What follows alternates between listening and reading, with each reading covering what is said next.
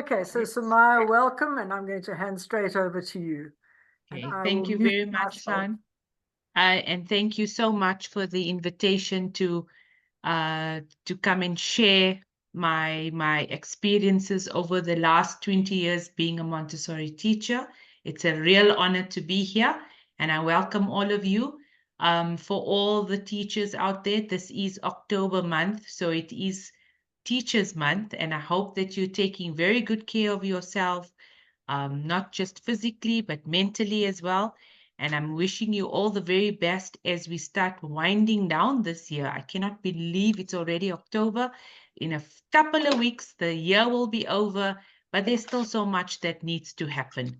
So thank you for having me, and I hope that my talk tonight will inspire you, not only to look at how young or the needs of young children, but also to serve as a reminder that we're all still learning and we learn from each other. So tonight's topic that I have prepared for you is called The Power of Activity and How It Manifests in the Child's Growth. Okay, sometimes we forget about the small things that surround us when it comes to children, and maybe this talk will just remind you of what we need to always keep in mind when we're looking at how children learn and how they grow.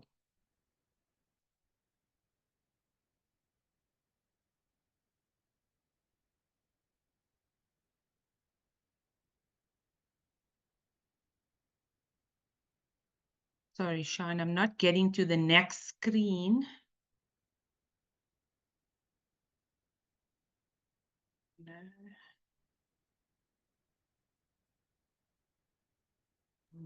Go there. Let's try it again. Sorry, let's go here then, perhaps. Okay, there we go. Okay, Sean, can you see this? Sorry, Sean, Yes, I can see that, but it's just still Okay. showing us the whole thing. Okay, I think when I'm starting from slide, it's not showing me the icon to move to the next slide. I just use my arrow keys. Once you're in slideshow, you can usually just use the arrow keys to move forward or backward. Let's try it again. Sorry, where is it? Again, stay. Okay, there we go. I think it was just, sorry. Okay, so we start with engaging in activity is crucial for young children's growth as it fosters creativity, problem solving, and social skill. So in order for us to understand all these big words that we've put into this one sentence, I thought we could start with defining what an activity is. Activity is a thing that a person or group does or has done. And through engaging with activities, there should be different types of activities. Activities that encourage creativity, that encourage problem solving, but also encourage social skills. And these are just a few that I've put up here, but we should also think about physical activities, language activities, not just, stories telling or not just sitting passively and listening to someone speak, but engaging activities where the children can perhaps sing or act out a situation. So when we think about activities, we want it to encompass all areas of development. So what does activity mean for the young child? Activity in the context of child development refers to any form of physical or mental engagement that helps children to learn, to grow, and to develop new skills. For young children, activity is often synonymous with play, as it's through play that they explore their surroundings, use their imaginations, and practice new abilities. It is the means through which children learn about themselves and the world around them. They must be given opportunities to play in order to. They need to be given opportunities to explore and discover, and not just interact with objects and toys, but also with the spaces that they learn within. Activities need to be arranged from simple physical movements to maybe to include some more complex activities. This all depends on where the child's age and stages of development.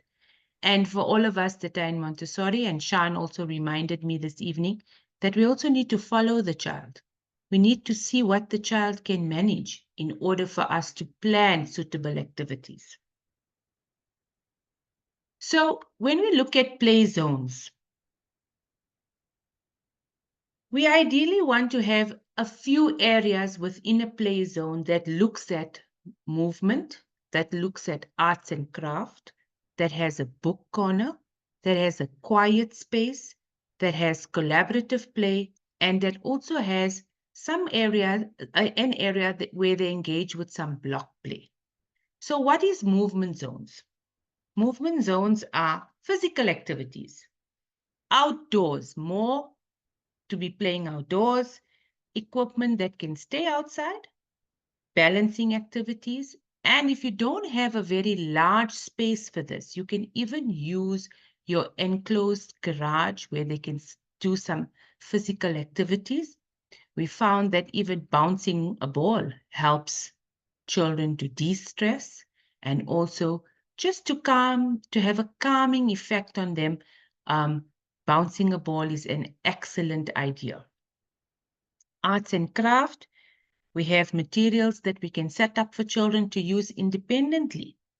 You can set up some paint bottles, you can have a variety of wax crayons, and some other mediums that you would like them to explore with. The book corner, not only storybooks, but picture books of famous artworks, landscapes, buildings around the world, flowers, and even animal families. And then very important, and I know that we sometimes find this difficult to believe, but children need to have a quiet space. They need to have an area where they can sit and just do nothing. Almost, to the point of being bored. So this is the area that will let them relax and let them have some quiet time to themselves. Collaborative play, very important to have social interactions, not only with the parents or with other adults, but with children. So if you have organized a play date, you can encourage activities where they can work together. And a block corner where there are just blocks put in a little container for them to problem solve, construct, and think about how they will work with this material that you've put out for them. So physical activity zones, like the movement zones, it should encourage active play. You should have opportunities for them to stretch, opportunities for them to engage in vigorous body activities, even if you put a little song on for them and they had, to copy some movements. That's an idea for your movement zone. And how does arts and craft help children in the power of activity? It allows them for self-expression. We're looking at a time where they can sit and they can really, really take time to express themselves creatively. A book corner, by introducing artworks, they can see what has happened over time, how people have been inspired, how buildings got built. Somebody had to think about it. Quiet spaces can include a multitude of sensory items where they can sit and feel and just, relax. That's the emphasis should be on relaxing and almost chilling out. Collaborative play, where we talk with them, where we're engaging with them. How was your day today? What did you like about it? What happened? What was the news of the day? And of course, very important, block play. The emphasis on block play again is for the children to sit down, construct something from their imagination, from their experiences.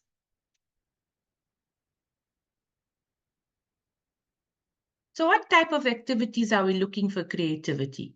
If you look at these two pictures that I've put up for you, it's the first activity on this side here, literally is just paint, and it's called splat paint. That's what it is. Children will put out the blobs of paint on paper and take a wooden hammer if you have, or even a spoon, and they would literally splat the paint.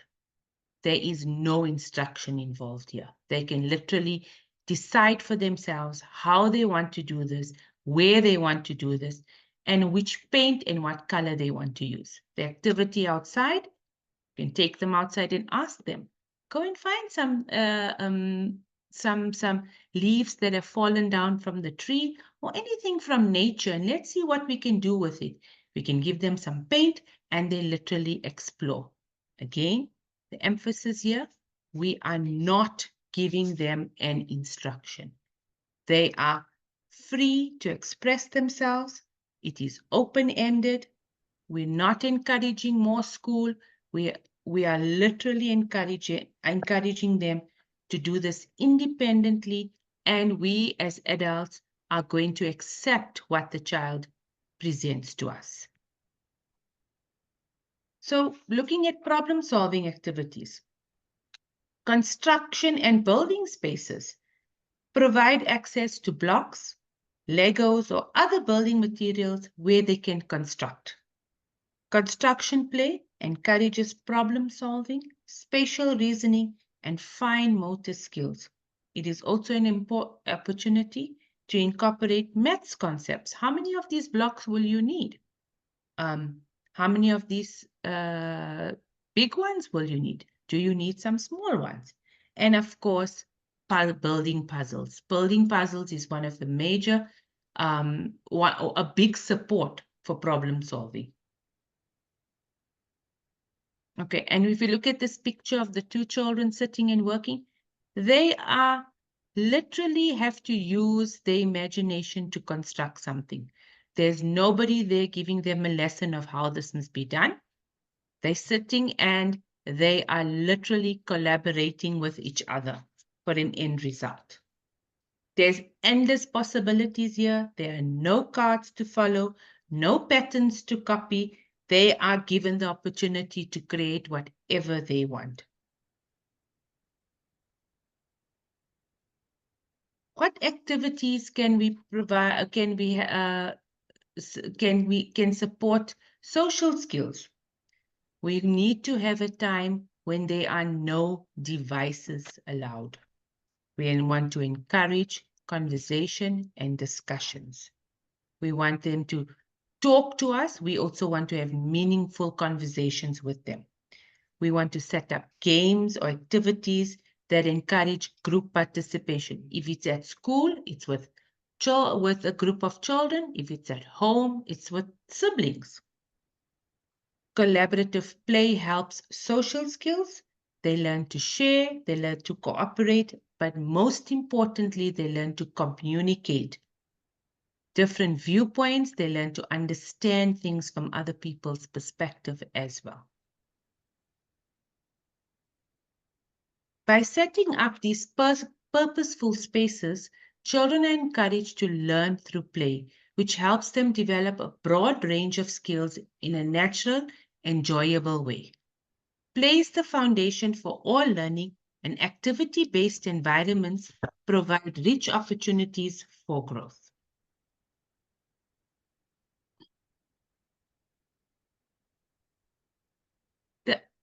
There's also has to be a time for unstructured time. Supports cognitive and physical development, helping children to build confidence and learn to navigate the world around them. This leads to whole child development. Unstructured time is free play without specific goals, rules, or adult direction. It allows children to explore, imagine, and engage in activities of their choice, fostering creativity, problem solving, and independence. Unlike scheduled or organized activities, unstructured time encourages children to discover and learn at their own pace. We really need to build in some unstructured time within our schedules where children are free to explore and play and interact with the environment. This plays a vital role in how a child develops. Let's look at how this plays a vital role. It helps cognitive development. Without adults directing the activities, children are free to figure things out for themselves. It helps physical development. Children learn to take a little bit of risks, which help them to understand their own physical capabilities. Of course, safety is very important, which we communicate back to them how to play safely. It confidence building. In all of this, children learn to love to learn new things. They're not pressured into it. It comes naturally to them. Emotional and social development, they build resilience. They build patience. They understand how to regulate their emotions. They also understand that there's a time and a place for everything. Through unstructured play, children experience the freedom to learn and grow at their own pace. This is a critical element in promoting the power of activity in early childhood. So here I've put out some examples of what a play space could look like. Obviously, this has been taken off the internet because we don't really get permission from our parents or to share some photographs from schools. So I looked at some pictures and I thought, what would this look like to me? If I looked at it, would it speak to me? Would it be something I would want to set up? If I look at the space, it's uncluttered. Everything has a space for everything. There's a quiet space that a child could sit and do. And this would work in an area if you have lots of space. But if you don't have a lot of space, there could be a little small area that you could set up with a little mat, with a few activities that a child could sit and work with. And obviously, these activities, you would then need to change around, as time goes on. We wouldn't want the activity to be sitting on the shelf for very long or in a space for very long, because then they would, it wouldn't interest them again. So there has to be a cycle with these activities. After a while, you need to change them. You see what interests them and come back and relook at it again. And then it's hard to remember when our children are bored that we don't need to rescue them. Rather, we can just let them be bored and see what a beautiful place their boredom will take them. Again, that's another thing to remember. We don't want children to get the idea that they need to be busy all the time. That's the most important thing that we need to look out for, is that today's children are overscheduled. They are engaging in just too many activities in the day, and this is becoming difficult for them to just unwind and just relax. And that's why we get so many behavior problems, because the children are overscheduled. So we need to be mindful of this. Even as adults, if we are overstimulated, we find it difficult to navigate, find it difficult to control ourselves because there's so much stimulation. And this is the reason why children need spaces where they can get time just to be themselves.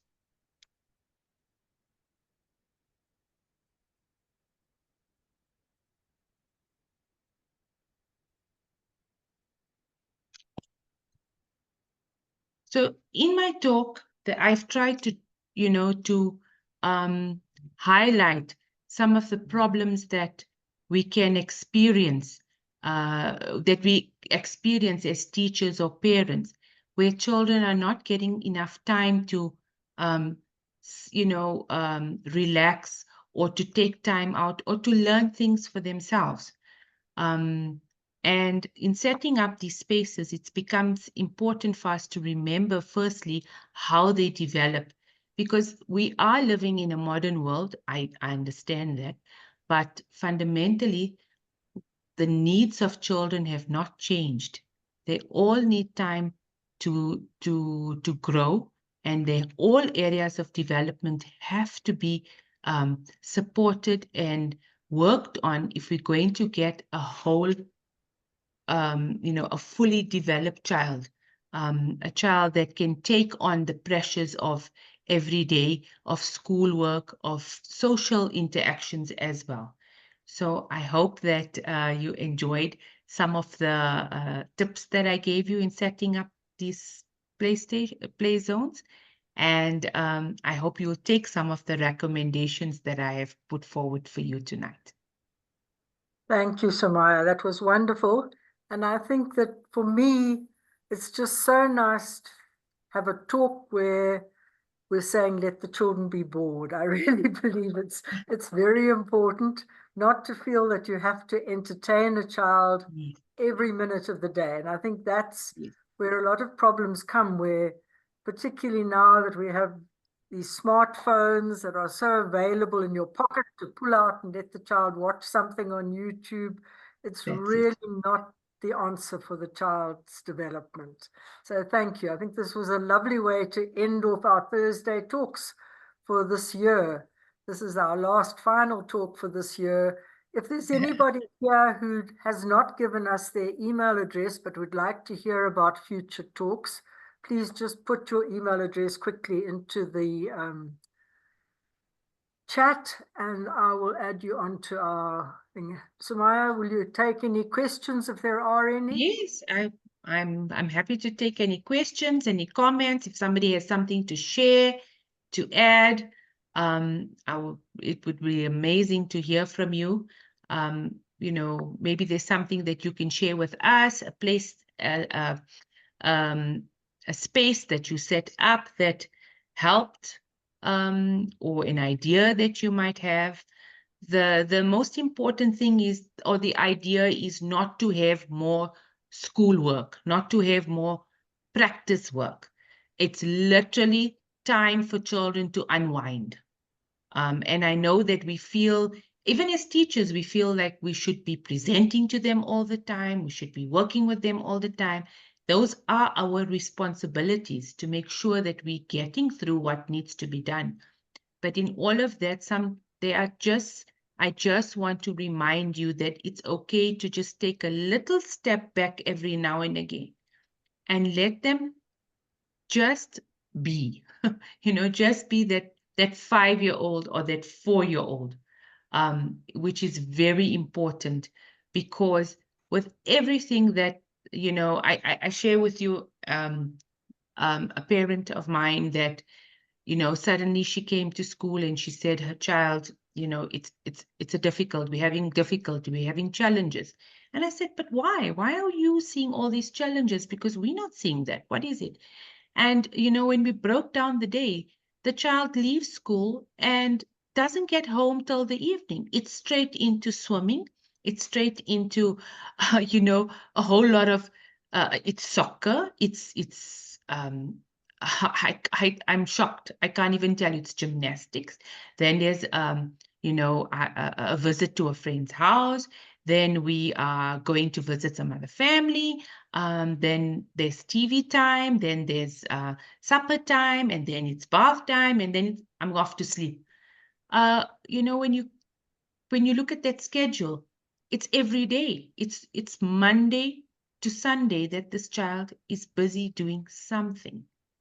And it's difficult. The child doesn't have the vocabulary to tell the adult that, what, I need a break. Give me just a 30 minutes of the day. I just want to be. So we need to be mindful of that. If parents also come to us or ask us, what more should I be doing? We should be telling them, this is what you should be doing. You should be giving your child an opportunity, just to be the child. Yes, look at your language development. How do you look at that? The cell phone is not going to provide that. You have to have the conversation with your child. And it's not always, you're not going to get the answers. The cell phone doesn't talk back to you. The cell phone doesn't give you an opportunity to express yourself. It actually solves your problems. So then what's the need for me to use that side of my brain? And neuroscience has also come out with a lot of research. I'm not so, geared up about that, but I hear that it's okay for children to sit and do nothing. Every now and again, they have to sit and do nothing because they will then learn how to solve their own problems. Yeah, I like that you mentioned the talking to the children as well, because I think that's also something that tends to fall by the wayside because of our modern life. And I think Yes. that also is something that we really all need to look at. Besides the boredom time, we need talking time. So We need talking time. At home, they also need to be doing chores for themselves. They feel accomplished when they do something. It can become a family thing. Everybody has a job to do, and there can be conversations around that. Come and help mom do this. At school, it can be the same thing. Sometimes when we also, we could be busy doing something, and a child would come out of the bathroom and need assistance to open the tap. We should not be running to do it for them. We should maybe enlist the help of other children that are capable. Say, please, can you assist us? We need you to do this for us. Because children are capable. We just need to remember that. And we get busy with our ticking off our checklists. We need this to be done, that we forget that the receiving end, it's a small human being that needs you to take time out and also to talk to them, to have conversations with them. I like to call it check-ins. At the school, I put out 2 chairs, and I'll sit on the one chair, and they're so used to it when they see the 2 chairs sitting next to one another. And somebody will walk past and sit down and say, and I'll say, oh, are we going to have a conversation today? And they said, yes. And they tell me their whole story about what's been happening and where they're going. And literally, I sometimes, I don't know where to even place it. I'm just listening and saying, oh, wow, yeah, that looks interesting. When the new baby was born, what is bothering them about it, or what's not bothering them. They're very happy to be the big brother now. It was so funny. In this week, I said to him, but you will always be the big brother. And he was like, huh, really? I said, yes. You will always be that big brother. No matter what happens, your brother is always going to be younger than you. And off he went. And so I keep 2 chairs out, and I sit there, and the children are so used to it. They know if there's an empty space, they come and they talk. Like this week, they wanted to know why I had the little, pink ribbon attached to my top, because I went to the hospital to visit my niece. She was hospitalized, and the hospital handed us the breast cancer little ribbon, and I had it pinned. So after a few days, it was on my T-shirt, but nobody said anything. And it was maybe when I sat down at on the chair at snack time waiting, a little girl came to me and she said, I want to ask you something. Why do you have this pink ribbon? I see every day you're wearing this pink ribbon. And I had a whole lovely discussion with her, how we dedicated this month. Everybody will be wearing that. And she went home and told her mom, teacher's wearing this pink ribbon, and this is what it is. And the mom sent me a message and she said, that so lovely. We know it happens, but we don't think that small children will want to know this. I said, oh, you'll be surprised. Small children want to know a lot about what's going on around them. So it was such a moment for me. I sat there and I thought, if I did not have that pink ribbon pinned on me, I don't think we'd be having this conversation. So let's talk to the children, let's build in time to talk for them. It doesn't have to be your smart, elaborative, modern space. It can be 2 chairs outside. It can be a mat in the garden that you've put out and you've made yourself available. I'll be sitting on the mat if anybody wants to come and talk to me. And let's go back to the basics of actually having a conversation with them. And just on that, I think it's very important to put away the cell phone whilst you're having the conversation. Otherwise, I think the child always feels like they're less important than that cell phone, because if that cell phone rings, you're going to answer it and not give them that full attention. Attention. I suppose. And also I want to also emphasize, my point about the quiet space, I know that it can become difficult, like they can't sit quietly in that space. Maybe you can go sit with them and model what it means to be quiet. Also look through the books, look through pictures, have a little box with some interesting pictures that you think they would love to see. You can gauge from your studies, and that when you did your bird study, for example, I've got a picture of a bird. I don't even know what bird it is. It's just a beautiful picture that I cut out from a magazine when I was a student. The bird it's taken in such an angle that you can see that the bird is actually sucking up from the pollen. And this is a picture that just every time captures them. I put that picture in the box, then I said, this is the quiet box. Whenever you want to take it out and look at the pictures, it is so old when I was a student back in the day. But I promise you, it's looked after with so much care because that picture just speaks to them. So children love interesting pictures. You can collect a few, you can ask them to bring some picture in and say, let's see what, if you're looking through a magazine or a book, let's bring a picture in. What would you like to tell me about this picture? And it becomes some very special moment for them to sit quietly and to just hear themselves breathing as well. And the other space about movement and music, children love to sing. I've yet to find a child that doesn't like doing that.